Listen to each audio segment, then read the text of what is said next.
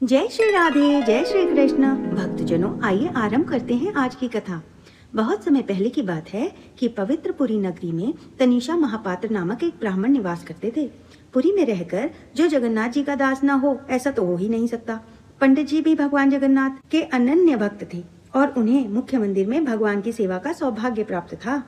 वह परम पवित्र आत्मा थे और सदैव जगन्नाथ जी की आराधना में लीन रहते थे। शास्त्रों का गहरा ज्ञान होने पर भी वे अत्यंत विनम्र और सरल स्वभाव के थे। सूर्योदय से पहले और सूर्यास्त के बाद वह निरंतर भगवान जगन्नाथ, बलदेव और सुभद्रा मैया की सेवा में तत्पर रहते थे। उस नगर के राजा सूर्यवर्मा भी भगवान जगन्नाथ के बड़े भक्त थे। उनकी भक्ति गहरी तो थी, पर कभी कभी उनकी भक्ति में संदेह के बादल भी मंडरा जाते थे।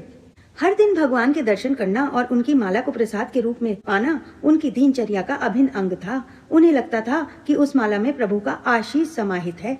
एक दिन राजा के मन में एक छोटी सी बात घर कर गई। उन्होंने एक दिन मंदिर के सेवक को लापरवाही से पूजा की सामग्री रखते देख लिया।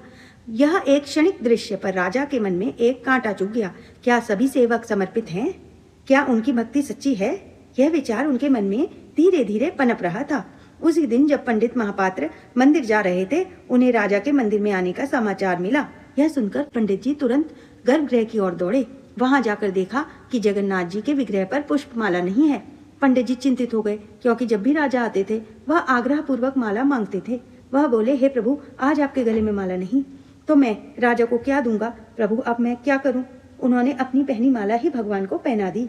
राजा जब वहां पहुंचे, पंडित जी ने वह माला राजा को प्रसाद रूप में दे दी। जब राजा वापस महल पहुंच तो पाया कि माला में तो एक बाल है। उन्होंने एक मंत्री को पंडित जी की जासूसी करने के लिए भेजा कि क्या वो सेवा अर्चना तो ठीक से कर रहा है ना। राजा के मंत्री ने पाया कि पंडित जी तो हर तरह से सही सेवा कर रहे हैं।